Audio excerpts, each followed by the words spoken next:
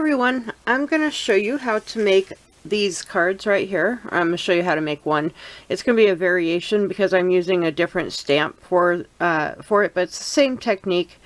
And so let's just get started. This stamp or this technique or this card I found from Dawn Olszewski. She's another Stampin' Up! Demonstrator. She calls it the triple time stamping technique, but I've also heard it called other things, but I can't think of it right at the moment what it's called. So let's go ahead and get started making our card. So what you need is a regular A2 card base, and that is cut at, well, it's standard A2. It's 5.5 by 4 1/4. So it would be 5.5 by 8.5, and then you score it at 4 1/4. Boy, I'm doing good today already, huh? And then you're going to need a layering piece of Whisper White. That one is cut at 4 by 5 1/4. And then you need a layering piece of Pistachio Pudding. And that one is cut at 3 1/4 by 4 1/2. Then a piece of Whisper White. And that one is cut at 3 by 4 1/4. And then you need another Pistachio Pudding, and that one is cut at 2 1/4 by 3 1/2. And then the last Whisper White piece is cut at 2 by 3 1/4. Okay, so I'll put the measurements down below in the description box so that you can get them there. You don't have to try to remember it now. So I have all my paper cut and ready. I'm going to be using Pistachio Pudding and Pink Pirouette ink. I'm using these two stamp sets, Express Yourself. I'm using the Sentiment Thank You. And I'm using Petal Potpourri. And I'm using, which stamp is that? That's this stamp down here in the corner. Okay, and I'm also using the little one here. Alright, so let's move this out of the way, and we shall get started. Okay, so I've got all my stamps on blocks. Excuse my messy paper. I like to use it until I can't use it anymore. So right now what you're going to need to do is just take out the Pistachio Pudding pieces, because all you need right now is the white pieces. So we'll take those out and set them aside. Okay, and then you're gonna put a little temporary adhesive on the back of the next size of Whisper White, and you're gonna center it as well as you can on the larger piece. Okay, this is hard for me to do. I've got really bad eyes. So we're going to go with that right there and hope that's good. And then we're going to do the same with the smallest piece of Whisper White. We're going to put just a little tiny bit of temporary adhesive. And then we're going to try to center it in the middle. Okay.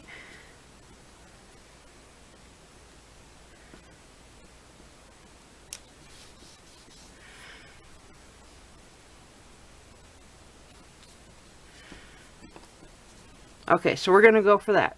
Now, what you want to do is you want to stamp your sentiment first, and I'm going to stamp that in Pistachio Pudding.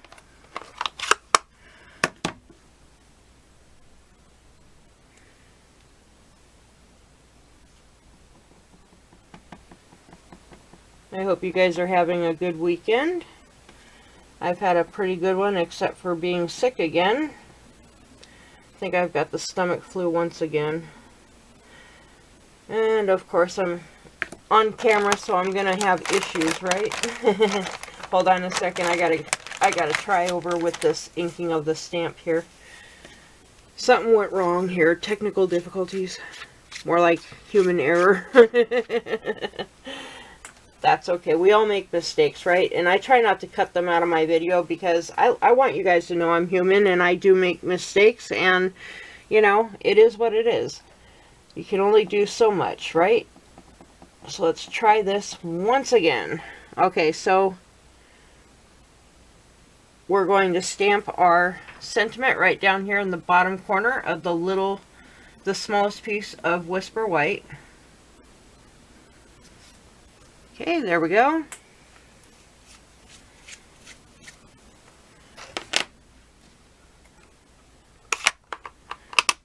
And then I'd like to use the pink pirouette for the larger of the flowers. And I'm going to put this on my left side because I'm left-handed. So you're just going to ink up your stamp.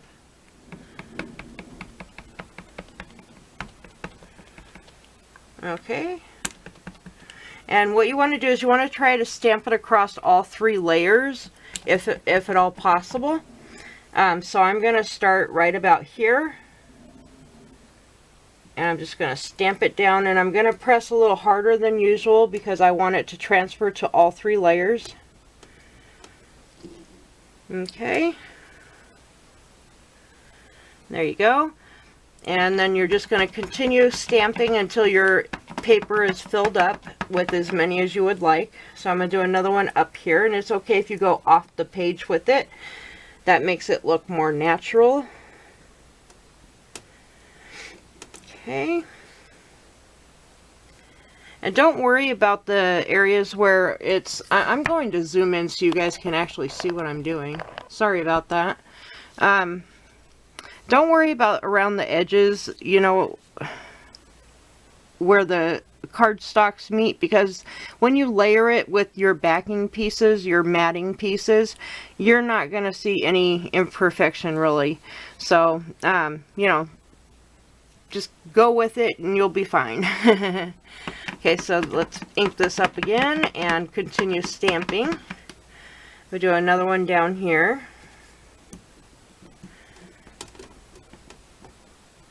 And I found that it's best to use line images rather than solid images for this technique.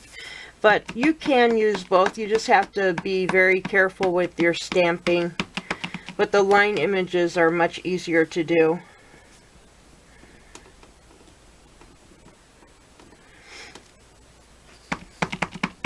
I think I'm going to do one more little piece up here in the corner. And then I'm going to switch over to my smaller stamp and the Pistachio Pudding ink. Okay, so we're going to call that good. Let me clean my stamp off real quick.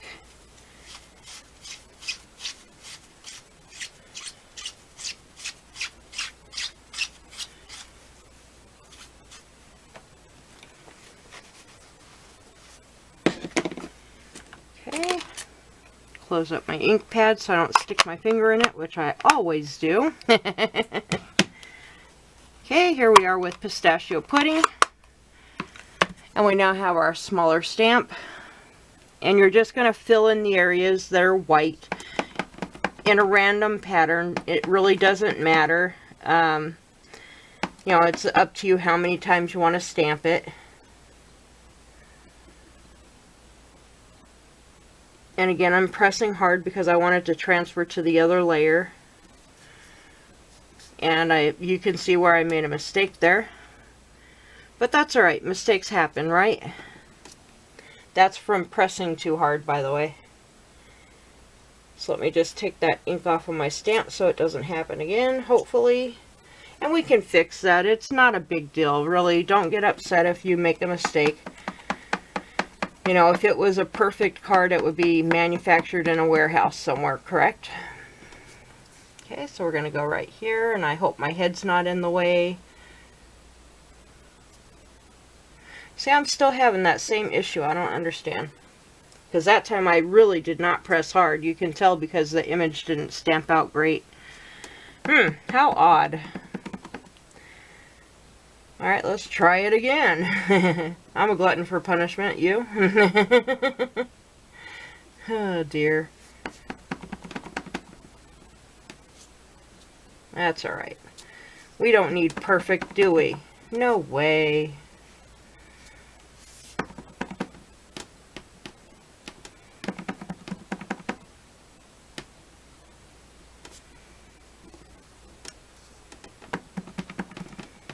Where else do we need a little? Maybe up here to try to cover that. Maybe Maybe we could try to cover that one too, but then we're going to overlap some flowers. Well, we'll figure that out. But anyway, I think that looks pretty good, so I'm going to leave it as is. And so let me get my work surface cleared up, and I'll be right back with you to finish assembling the card. Okay, I'm back. Let me zoom out just a tiny bit here, and we'll get together putting this card together. So what I did is I pulled out a big long piece of baker's twine. This is the Blushing Bride color. I don't have any of the pink pirouette or the pistachio pudding, so I'm going to go with this. And you know, I also wanted to I was thinking maybe a button, but I didn't pull one out. Let me see if I have a button real quick. Hold on. Okay, I did find a button. So we'll set that aside for a moment. Let's go ahead and get our card assembled.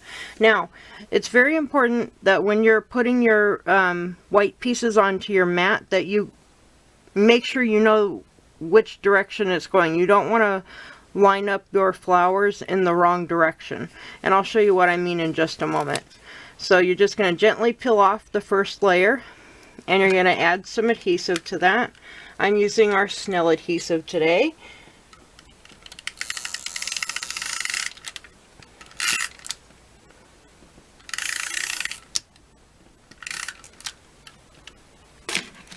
You're just going to layer it on your mat. I hope I'm not getting my head in the shot. Now, keep in mind my eyes are bad and I'm horrible at layering things. But I try. Okay, we got that one. We know which way this one goes because it has a sentiment on it. But the next two pieces, you need to be sure that you keep them in the correct direction. So the next piece here, I'm going to remember this because the bigger portion of the green flower is at the top. So I'm going to add some adhesive to this one.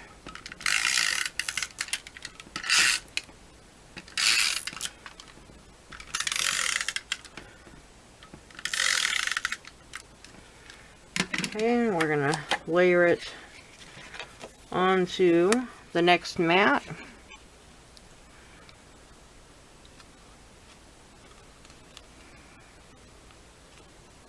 Should be up a little bit, but see.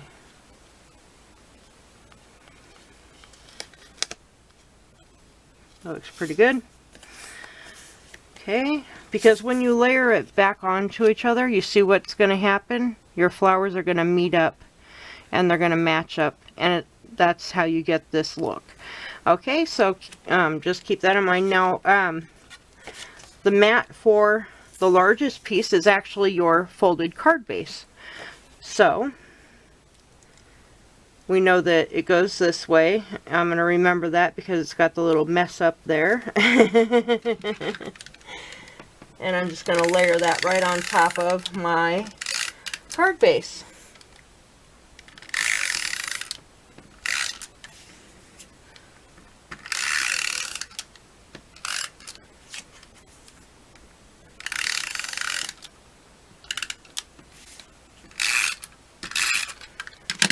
Yes, I like to use a lot of adhesive. Okay, and then you want to get this as straight as you possibly can.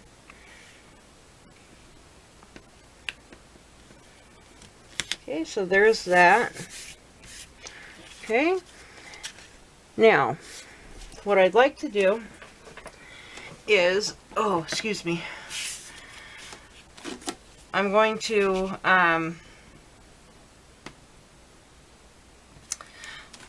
I'm going to adhere this little piece to this. So let me do that.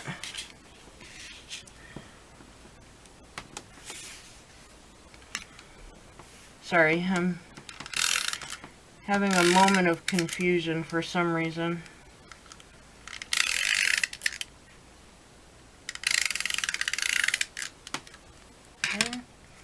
And we're just going to layer this right on top. Match your flowers up while you're doing it so that everything lines up as best as possible.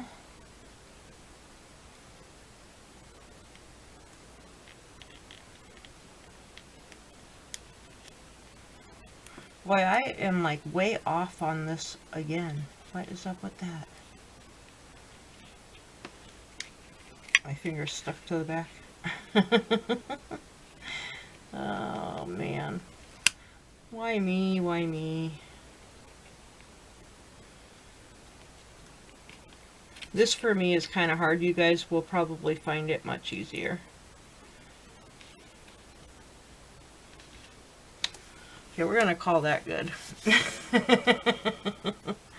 a little off, but that's okay. I'm alright with that.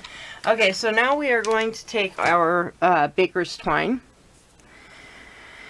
And we're going to wrap it around our layering pieces here. I'm thinking maybe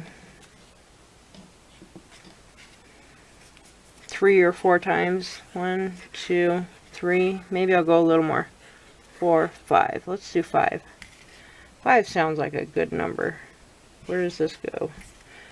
This one goes on this side. So yeah, 5. And just leave yourself enough room to tie a knot and save that piece for later. Okay, so before I can't get a hold of it.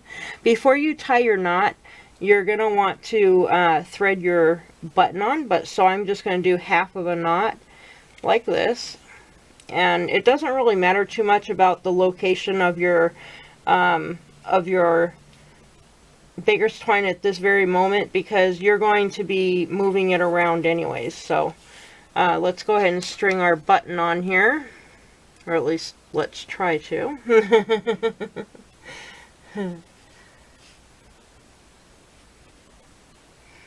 I have a hard time doing this. And of course this has to be a 4-button hole, right? Let me string this on and I'll come back.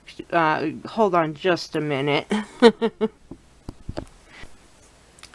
Okay, I'm back. Let me zoom in a little bit here for you.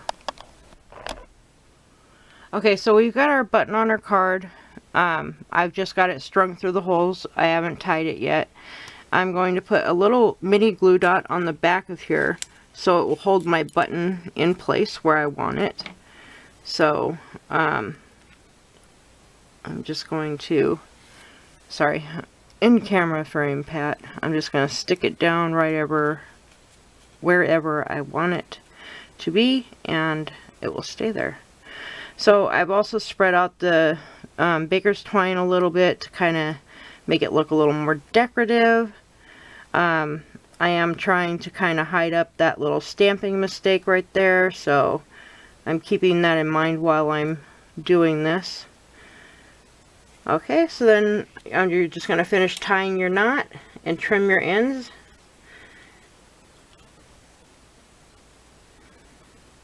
Maybe. Oh dear Lord. Why am I having such issues with these cards today? I don't know. Alright, so there's your knot. Let me just trim the ends off. I don't want them very long. I'm going to go kind of on the short side. And on the short side. Okay. So there's that. And then I'm going to take dimensionals on the back of this and pop it up on our card base.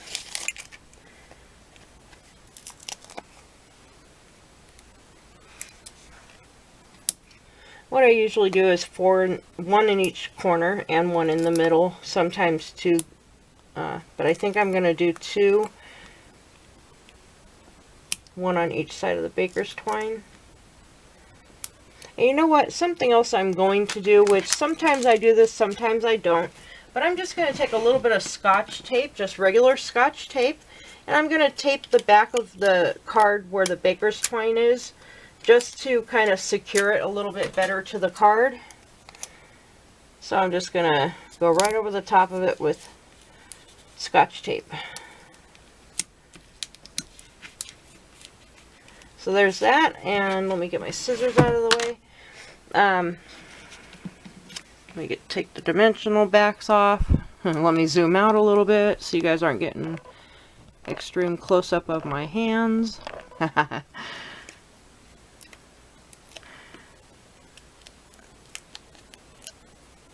I love these Stampin' Dimensionals from Stampin' Up. The backings are so easy to get off. It's, oh, so easy. Some companies, you know, I've tried a lot of different brands, and sometimes you have to struggle to get the backing off, and it takes forever, and you get frustrated. Alright, so the next thing you're going to do is you're going to take your card base, and you're going to just try to line up your stamps as best you can, your images, because you want it all to match up as if it was all one picture.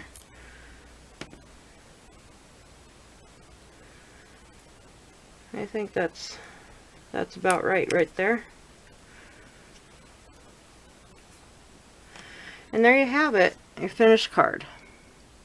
So that's how you do that technique. That's the triple time stamping.